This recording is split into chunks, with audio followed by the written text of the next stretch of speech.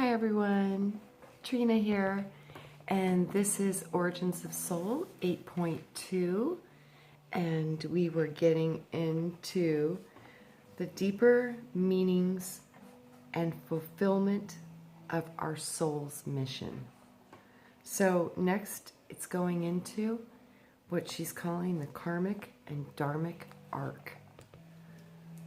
So with that, we will get right into it. Okay, so in the ring of destiny, we agree to the big events of life. We agree to each of them coming in. Events such as accidents, mental illness, handicaps, and disease. Knowing that succeeding in facing these challenges will put us on the fast track for spiritual learning. This means that if we use these situations as opportunities for growth, our problems will catapult us towards our life purpose. I call this the karmic dharmic arc. This is the soul that uses the difficulties that it encounters to propel it towards a higher mission. Let's take a moment to review how this works. We already know about the law of karma, the law that reminds us that we reap. What we reap is the result of what we sow, either in this life or another. So karma is the cause and effect mechanism that allows us to walk a mile in another's shoes. Thus, those steeped in bigotry will incarnate as a member of the very group that they have judged in a former life. Those who were slave masters will become the slaves. Those who oppress women will become oppressed women in the future life. So it is possible that whatever karmic difficulties a person may have arising from their past action, it has arisen from their past actions. This teaches us the importance of practicing compassion for all. We are all on the wheel of becoming. And so with every turn of that wheel, the person that you are judging may be another you. That's profound, because this is what I've been learning. My higher guidance has been talking to me about myself, all of myself, and it started to trigger this information again when Wayne was reading about the giants and they kept speaking about the little selves. I literally just heard, yes, because we are a little self from a higher being. And one of those, I think genetically many of us might have connections to these giant beings and these giants in our DNA and within our ancestry. So these little selves concept is profound to me, because you are in a little self. And I've seen this in a few different ways, like the Russian dolls, a doll inside of a doll inside of a doll. And then like I saw a cell inside of a organ, inside of a body, a spaceship inside of a spaceship inside of a spaceship. I've been shown this many different ways. They're trying to get this information to me that you are a little piece, but you have layers, and each layer gets bigger and bigger and bigger until you can hopefully comprehend your own fullness. Because we have access to a tiny bit of what we are. And I think even when we die, we're still going to have access to a very limited part of ourselves unless we can find a way to truly merge with that. And by doing the work here, meditating here, connecting to your higher self, working on intuition, Puppy's got a bone, sorry.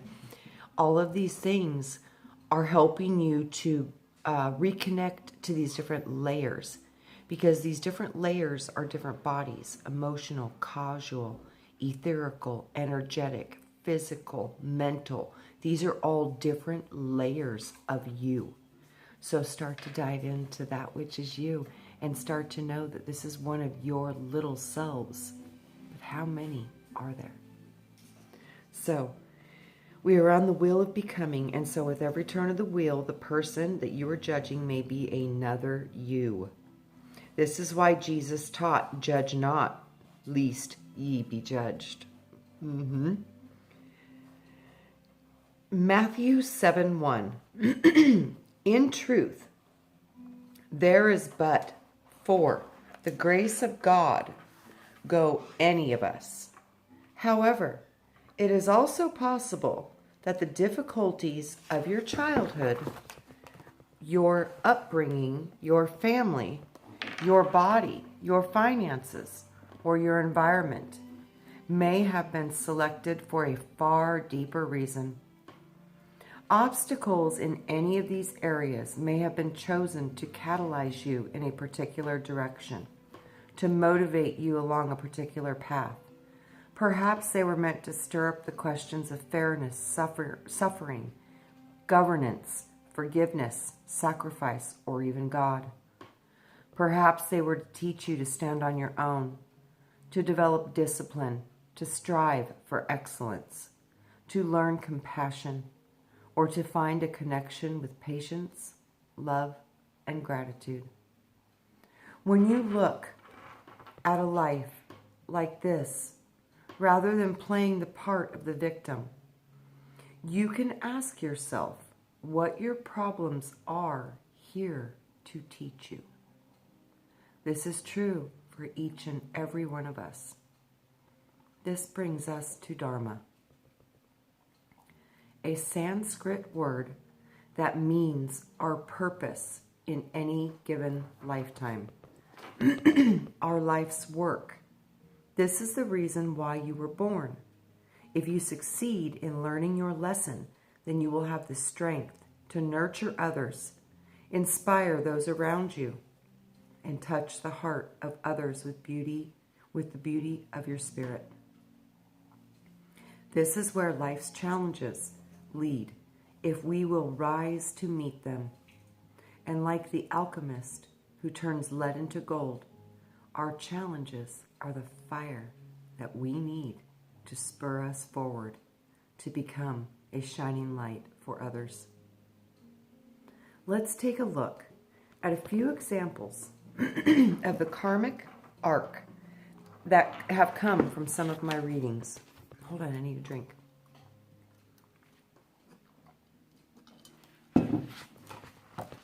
Okay. Stephen was a young boy when his father died in Vietnam. As the oldest son, he grew up protecting his two younger siblings. Moved by the difference he had made in their life, he later became a phys ed coach at the local grammar school, inspiring boys to believe in themselves. He later then became a part of the Big Brother movement, touching the lives of dozens of teenagers who were growing up without a father. He anchored a strong, positive male role model within their psyches, and thus the wound of his childhood loss became his motivation and the source of his greatest strength. Dorothy was a teenage girl who had watched her mother fight a slow, long-lasting battle with cancer. After her mother's death, she later became a naturopath, determined to find new ways to solve the cancer problem. In the process, she taught her people about better nutrition, vitamins, alternative therapies, and the link between unresolved emotions, stress, and cancer. This is true. Today, Dorothy has helped more than 200 people overcome this deadly disease that took her mother's life. Paul was close to his grandparents when he was growing up. In fact, each summer, Paul went to stay with them on their farm in the country. Then, when their health took a turn for the worse, Paul took a year off from college to help them die at home with dignity. The connection of love motivated him to later change his major in college. He became a physical therapist working with the elderly, hoping to give back to the older people in the last years of their life. But Paul could have just easily chosen to become a doctor, a nurse, a paramedic, or an activist, a coordinator, any kind of senior care facilitator. This was through this experience of the loss that he found his true calling. This is true. Like I said, I obtained the house, the whole thing, the whole thing. I manifested it all, and it was didn't make me happy. And when I started realizing the truth of the differences between pursuing materialistic things versus pursuing spiritual things, when I started realizing that the spiritual path was going to be my path, and I literally chose it in my mind. And when I did choose that, literally everything got removed. I went through bankruptcy, divorce, all of it. So the life that I manifested based on a material mindset, when I determined that the material mindset was not my highest goal and not what I wanted to create in my world, in my life, in my reality, everything was taken away. And it was tough. It was really tough. And it's taken me 10 years to put my life back together. But in that 10 years, I went through struggles, challenges. I created a new business. Right before it happened, I knew I was changing. I went to school. I got licensed in polarity and hypnotherapy and cranial sacral therapy and Reiki and Listone and all these beautiful modalities on top of my social work and psychology background.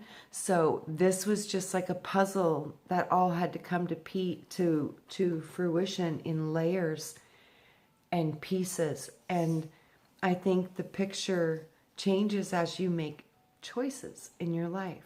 So when you make new choices and you truly do mean it, boy, the reality will reflect it, and it will reflect it big time sometimes. So when when this terrible thing was happening in my life, it was bad. It was really, really tough. I mean, it was really tough. The crash of 2008 in Arizona, I was doing real estate for 16 years, and I was doing well with it. And I had 19 escrows, and none of them could get through the banks. None. 19 escrows. Just to let you know, that's about $100,000. So that was my entire yearly income, and none of it went through. None of it. I kept trying, none of it would go through. It was the banking system completely destroyed my business.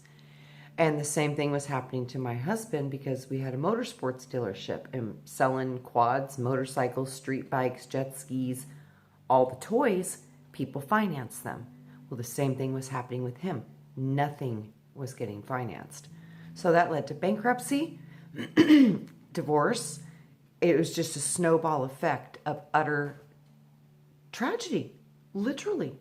My kids, the shock that they went through from being, living a certain lifestyle, which was above average, to going down to minimum wage, literally, and completely starting from nothing, starting completely over. And with the bankruptcy on top of it, it was really tough.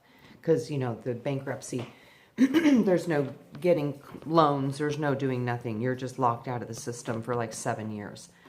So it was tough. And I had a lot of friends, that were like, how are you handling this? It was the funniest thing. I was like, you know what?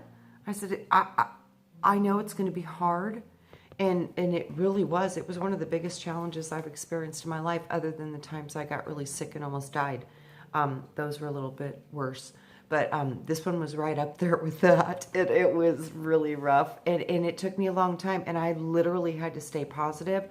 I had to stay focused on what I wanted to see show up in my life, not what was in my life, not what was present. I needed to focus on the future and what I wanted and how I was going to get there, and be willing to do the work that it was going to take to rebuild everything that I lost.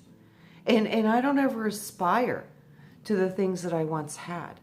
But safety, security, a roof over my head, a car that runs, those things to me are pretty important. So with that, it was like I went out and started a new company, and I've been doing that now for, I think I'm coming up on my 9th year, eight or ninth year. And I can take care of myself, and I've built a beautiful thing. And I feel like I'm so much happier as a human being, because I think I'm expressing much more of what I really came here to do and be, which is to understand my soul and my spirit and my creator, and all of the other distractions were just that. They were distractions built to keep me off of my true path and away from my spirit and into the world. So now my goal is to try to have balance between them both. And I think this is the key to much of the lessons we learn in this lifetime. It's about balance. So I've had to be on both ends of the scale, and not just once, more than once. And I think that's how it goes with many of us. It's more than once. But this is the first time in my life since I was a young adult that I'm on my own again, and on my own, making my own life in my own way, and paying my own bills, and taking care of my kids, and just doing the best I can with what I've got. And it took a long time to get to a place of comfort to where I'm at, and it was worth all the struggle. I wouldn't take it back. I wouldn't change it. I don't have any regrets. And that's powerful. And I love where my life is going now. And I love my vision of myself and the potentials of the effects of positive change we can bring to the planet.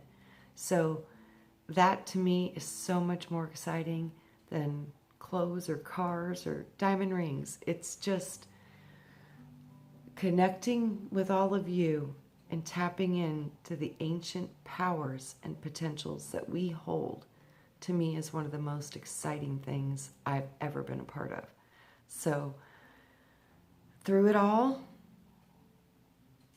it hurt and it sucked, but I'm glad I went through it, and I'm glad that I chose a path of spirit over a path of materialism. And I'm glad that I chose to go back to school and educate myself on spiritual things, because that was a huge gift to reconnect with my body, the anatomy of the body, the science that goes with it, the medical training that goes with it, all of it. It was vital for me learning how to reconnect with myself once again. So I think you go through many rebirths in this life, and I think each one, it comes with a lot of pain, but what comes from it is a new creation. So fear not, and when the struggles and the challenges come, focus and feel what it feels like to see yourself where you want to be in a better place, and start whatever feels comfortable or right for you in your power to manifest, and what you know you can bring into your life. Start with what works with you. Work with that, because only you know what you can do, and only you know what you're willing to allow yourself to believe about your own power. So embrace your power, because boy, you can't fathom what it truly holds. And that is truth. So believe in yourself with all of your heart and soul, because it will be the best investment you ever put into, is connecting to what you are. And what you are is beyond material world. It's beyond all of this. It's eternal, immortal, spirit, soul, and it is divine. So let's learn about what we really are. And this, to me, is my passion. And this is why I've been researching and studying and seeking and meditating and praying on it for the last 40 years.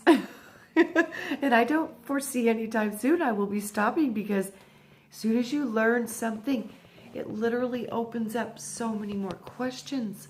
And then you're filled again with seeking to understand more, and seeking to see it from a bigger place than you saw it once before. A fuller, bigger perspective. And a lot of this too, when you start to expand your consciousness this way, blows apart bigotry, it blows apart separation, because you really do start to understand that anything that you see in this reality that bugs you, perturbs you, or freaks you out is probably a part of your own self that you have not yet healed. And it's coming at you as a mirror to tell you, this is part of us that we need to look at right now. So we've been taught everything backwards. Things that freak us out sometimes are our greatest treasures, because they literally make you go, whoa. And when you hit those whoa moments, or those confusion moments, that's when your brain starts to unlock different avenues of information. So these whoa moments and these oh no moments sometimes are our greatest keys, because it's the only way we could unlock the door to the house of treasures within your own gnosis, your own experiences. Because we might be very ancient beings. And if we are, that means we've learned a lot. So I think it's time for us to dive into that, tap into that wisdom. It's like, what am I? Because we're all different, and each of us have brought forth unique, specific talents, gifts, and badges of honor for going through some hard stuff and coming out the other end and learning from it. I think that's the main goal, because nothing's real until you feel it. Somebody can tell you what heartache is like, and they can explain it to you, but until you felt it, oh man, it doesn't compare. So nothing is real until you feel it. So we come here to feel, and we've been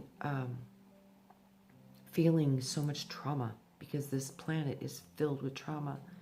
And I think right now the best thing we could do for each other and the planet is to become fearless and not have any real trauma, because create better so you don't have it. And when you do see it, figure out why it's in your reality and what can you do about it, but don't react to it. This is learning the tools of mastery, mastering the positive, negative charges in your body that make you react. This is when you can start to master the reactions that you have to life, and hold your ground in them and stand steady and stay focused. You become bulletproof. So it takes a lot of mental discipline though, guys. It really does. And it's a constant battle, because you're always battling with the ego. The ego, oh, when things go wrong, oh, that's when it kicks into overdrive, because that's its job. So it's intended to do this. But you need to know that you are stronger than your little self. And you know more than your little self. And tap in to that which is the bigger part of you, because that bigger part of you knows exactly why you're doing what you're doing, and exactly how to resolve what's going on in your reality. but the only one that can act on it and manifest it is you. The information's there. It's can you perceive it? And can you anchor it? And can you feel about it until it's real? This is how it works. It's about the feeling. Greg Braden, he is absolutely right. One of the most brilliant things I ever heard in my life is the feeling is the prayer. We were never taught to pray that way, that it was about the feeling of the receiving, of the having it. We were always taught to ask for it, and that's sending to the universe lack. It's sending to the creation point saying, I don't have what I need, send me more lack. We've been taught completely backwards. So when you want something to show up in your life, you need to see it in your life like you already hold it and feel what it feels like to have that in your life. You use your imagination. This is, if enough of us could really start to focus on this, I mean, really start to focus on this, imagining what we want to see until it shows up in our reality, this will change the world. Because literally we will become the conscious drivers of this matrix. And I know that this is true. So start manifesting small things, a parking space, a cup of coffee, a smile, and random acts of kindness. If you are in a total funk, go do something for somebody else. That will shift you. These things are tools that we need to get through the harshness of this matrix and to try to stay in a positive vibration, because it is challenging. It's very difficult, but you can do it if you work at it. And it's kind of like retraining your brain to where the ego's not in first position under any circumstances unless you invoke it. And if you invoke it, that means you're probably in danger. All right, I think my children are home, so I probably ought to cut this short. Much love to you all. Next, we will be going into the overlighting daemon of our destiny. And daemon and demon are not the same thing. Daemon, I think, is maybe the highest part of you that you can hold in form, because you're above form, but in form. This might be like the angelic self, the highest part of you might be the daemon, because the lowest aspect of you would be demon. So this is, again, the positive and the negative, the daemon or the demon. Which one will you be? Because we're both. So that's the same thing in the Bible when they talk about, will you worship God or will you worship Satan? It's the same thing. Will you embrace your daemon or will you embrace your demon? So we'll be getting into that next, and it should be fun. I can't wait to see what she's got to say about this, because I loved the information about the daemon and the demon. I thought that was cool, and I learned about that a while ago. So I love you all. We'll see you on the next one. And be the frequency you want to receive, as Brian says. And seriously, that is how it's done. Tesla, he was right. Frequency, vibration. It's everything in this reality. So control your frequency and your vibration, and that's done by what you think about and what you feel about. So feel good as much as you can. And when you can't feel good, distract your mind. Watch something on TV that makes you laugh. Use that program box as your tool to your benefit instead of a tool to your demise. So I love you all. Think well. I'm thinking well with you. And let's build a bridge from heaven to earth. And we will do that with frequency, vibration, thought, and feeling. So see you on the next one. We'll be talking about daemons and demons. Bye.